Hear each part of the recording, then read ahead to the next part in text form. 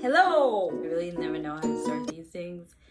Today, I'm going to be recounting a conversation I had with my brother. We talked about this little topic called the meaning of life. I started talking about the movie Spark. I should warn you that there's going to be spoilers. My brother was mentioning that after he saw the movie, he felt like he was in a funk. He didn't want to do a lot of things. He was feeling down. To his understanding, the movie was saying that your dreams were not the meaning of life. They were not the spark. He wanted to not put as much attention or as much care into those things because those were not the things that were going to put any meaning into his life. I did not see that perspective at all. I felt inspired in a way that, the spark could be in anything and it doesn't have to be in one thing. Some things can make you feel the spark. That does not mean that they are the spark. And I tried to explain that in a metaphor and it went completely wrong because I didn't know how to explain it. This is my thought process. When I thought of spark, I thought of fire. And when I thought of fire, I thought of campfire. I thought of campfire, I thought of s'mores. Because I love s'mores. And then I thought marshmallow and somehow. And it's marshmallow.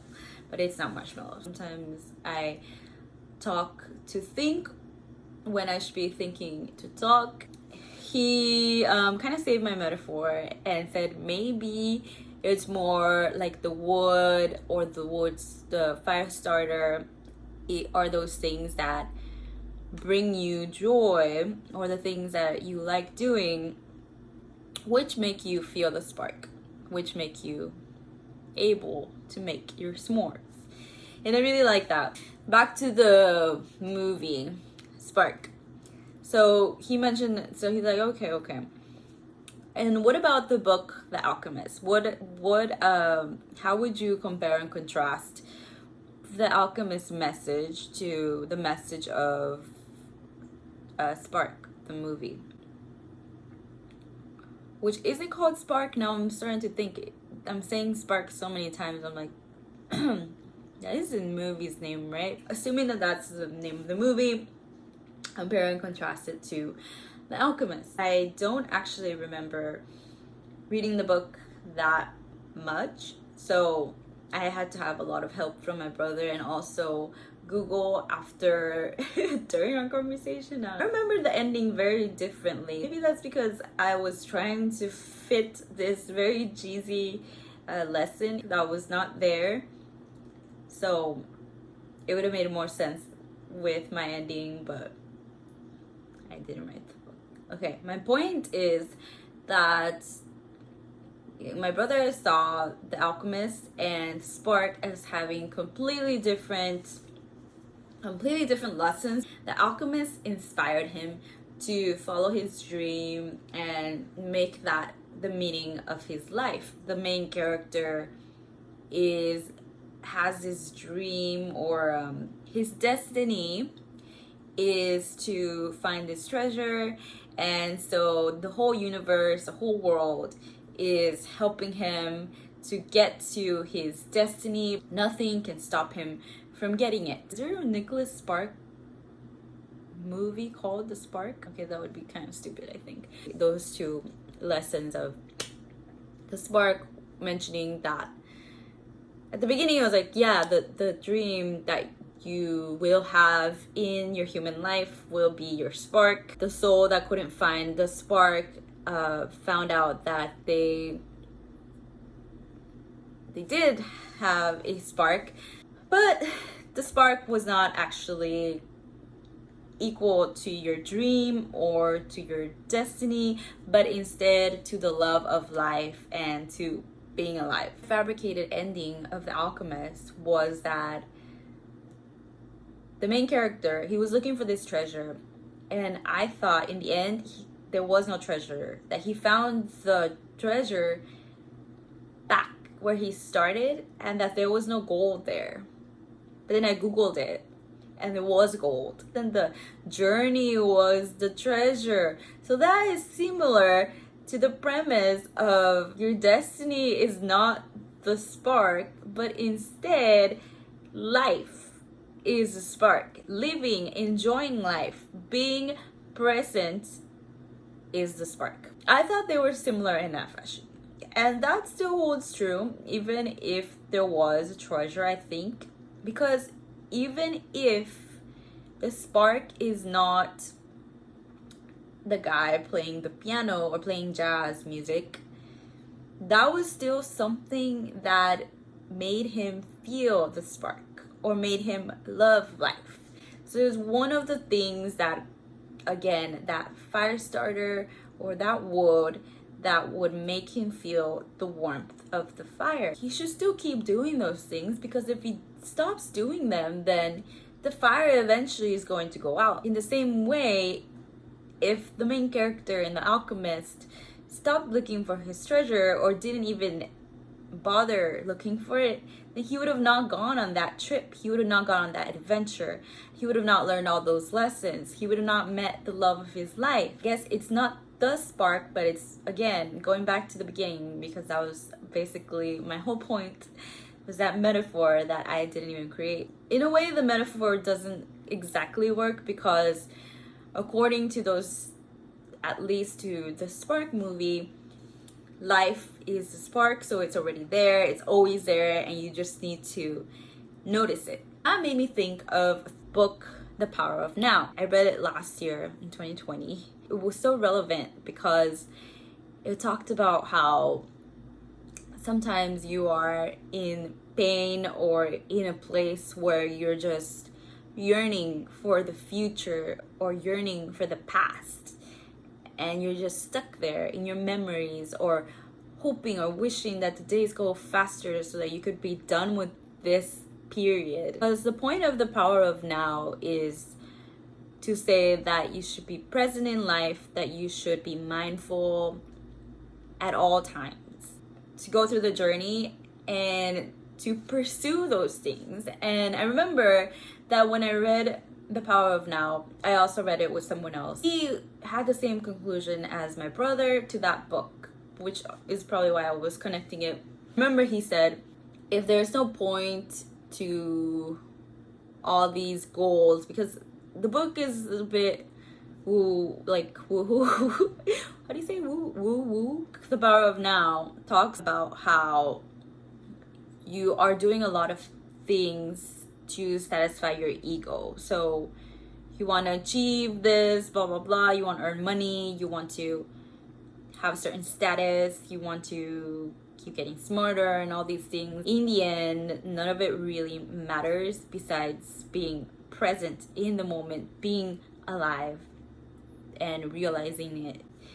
And a lot of the things that he says, like, we identify with our pain and with our happiness and this perceived person that we've created in our minds of who we are. Being present is the only important thing, is the only thing that's going to make you happy. It's going to bring you peace. My friend argued that, okay, if that's the only thing, then I won't want to do anything else. I'm just going to be present in the moment, and then I won't have to, have these goals or these ambitions, because I'm just going to want to be present, and then that's enough for me. Why would I want to pursue anything else if that is going to make me happy? The whole book is basically the author trying to figure out all your counter arguments to his main point and then arguing against them. So it's basically a philosophical dialogue between him and any of your doubts to his argument. Same argument, that life is just worth living because it's worth living. But that doesn't necessarily mean that you start doing all the things that make you feel that it is worth living. If you do, then you won't feel the spark. And everybody has a different thing that is their wood or their fire starter or whatever. And that was the point of the movie The Spark. Like, those are things that make you feel it, but they are not the thing. I hope this is making sense. To bring it all together in a tight little bow, giving you hopefully part of the answer or someone's answer to what the meaning of life is that it's to be present. I hate being cheesy, but also being mindful. It's true. You don't know what your house smells like. You don't know what you smell like most of the time. Unless it's really bad, that means it's a new smell, you know, and then you're like, oh, that's not normal. The music that's playing, if there's always a sound playing on your refrigerator, which I hear right now, and I hopefully it's not too loud. If that's always there, then at some point you just tune it out. You just tune it out. You don't hear it anymore. So that's the same thing with life. The point is that these things that bring you into this state of awareness and mindfulness are things that are kind of showing you or giving you a hint of what is making life meaningful. Those are the things that make you, specifically you, feel that spark. So you should continue to do them because they're special to you. And that's what the alchemist said. Like that is your destiny, and that's part of your journey. The psychology behind it would be that state of flow. These activities that you like doing or your dreams that you pursue are probably things that you are a little bit good at, but they're still a little bit out of reach. There's a whole book about flow. I think it's called Flow. Things that make you feel present or like hyper focused, really in the moment, are those things that are just a little bit difficult, just slightly out of reach, but you're already a little bit good at it. Because if it was too hard, then you would keep falling on your face a lot, to the point of who likes doing that. Getting that balance in puts you in that flow state, and those are the things that make you feel the spark. To tie it up in another bow, because I thought I already tied it up in a bow, tie it in another bow, that it's not just one thing. And I think that's the other point that probably is different about Spark and the Alchemist, or maybe not, because in the Alchemist, I mean, he went through this whole journey, and his journey was part of his destiny, and he met that woman who he fell in love with. She was part of his destiny as well, and those friends that he came across and those lessons are also part of his destiny. So it's not just the treasure chest with the gold, which was back home where he started, but it's all these things are part of his destiny. It's not just one thing. It's not just playing the piano. It's not just playing jazz music. That's why once he had done it, he felt as though his life actually didn't have meaning, because he already checked it off, and he couldn't reach that flow state anymore, since it's not slightly out of reach anymore. Then what is next, you know, if he already made it? Keeping those things in mind, I mean, I don't know. This is just food for a thought, and I would love to hear your thoughts, what you thought about those three media that I talked about: The Alchemist, Spark, and The Power of Now. And if you have any other books that you thought about that might be related or maybe contradicting, then maybe to discuss it in another video.